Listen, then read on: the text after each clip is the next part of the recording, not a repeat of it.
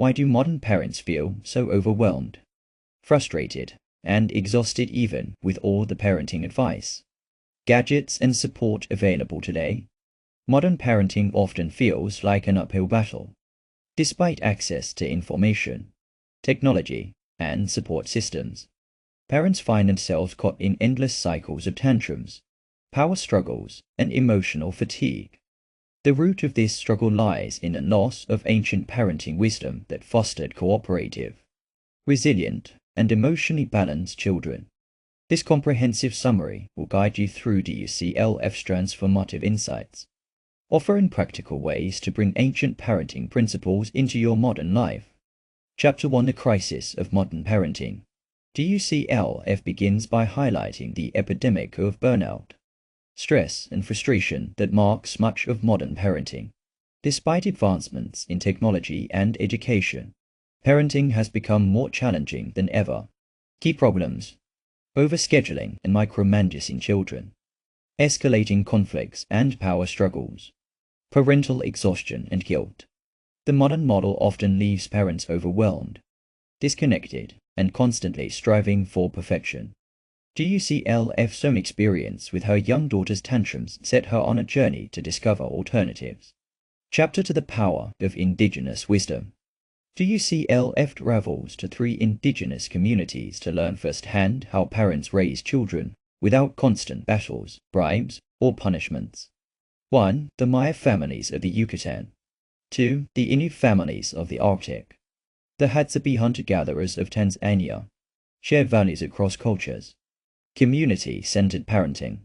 Encouragement of autonomy. Non-reactive discipline. Emotional regulation modeled by adults. In these societies, children are seen not as unruly beings to be controlled, but as capable contributors to the community. Chapter 3: Cooperation versus Control. One of the striking lessons from these cultures is the emphasis on cooperation over control. Parents in ancient cultures rarely nag, yell, or bribe their children. Instead, they gently guide children to become helpful, responsible, and respectful. Key techniques: involve children in real, meaningful work from a young age. Set clear expectations through action, not words. Teach through modeling, not lectures.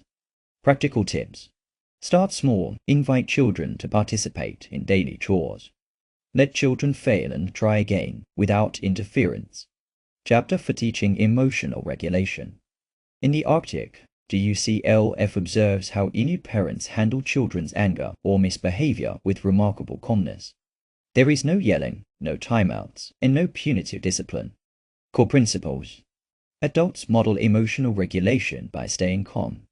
Misbehavior is treated as a teaching opportunity. Stories and gentle humor replace scolding. Implementing emotional coaching. 1. Take a deep breath before reacting. 2. Share calm explanations rather than punishments. 3. Use storytelling to illustrate consequences. Chapter 5: Encouraging Autonomy. Autonomy is central to indigenous parenting. Rather than micromanage children, parents offer freedom within boundaries, allowing children to make choices, solve problems, and learn from experience.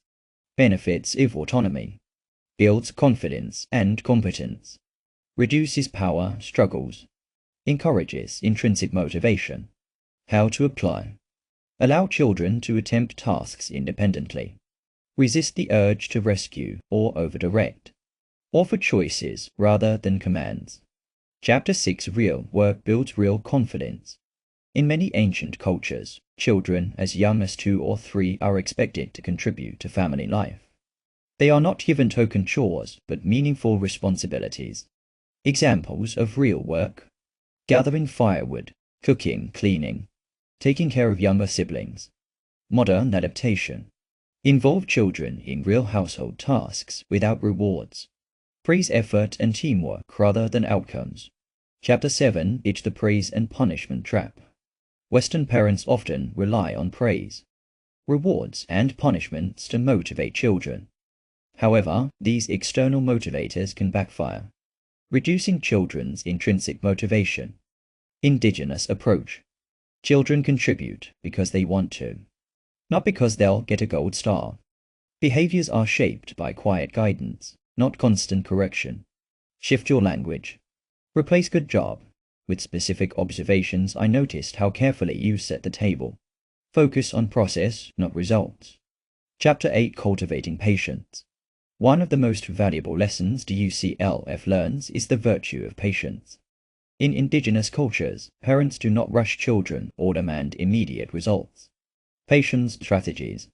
Accept that development takes time. Use silence and observation rather than intervention. Patience creates space for children to rise to the occasion without pressure. Chapter 9, Letting Go of Control. Parenting in ancient societies is based on trust that children will learn, grow, and contribute when given space. How to practice letting go. Step back during play and problem solving. Allow natural consequences. Letting go leads to greater independence and resilience in children. Chapter 10, The Role of Community. In ancient cultures, parenting is not a solo act. Extended family, neighbors, and the community help raise children. Modern application. Build supportive parenting networks. Involve children in community service. Shared caregiving reduces parental stress and enriches children's social development. Conclusion, a new ancient path forward.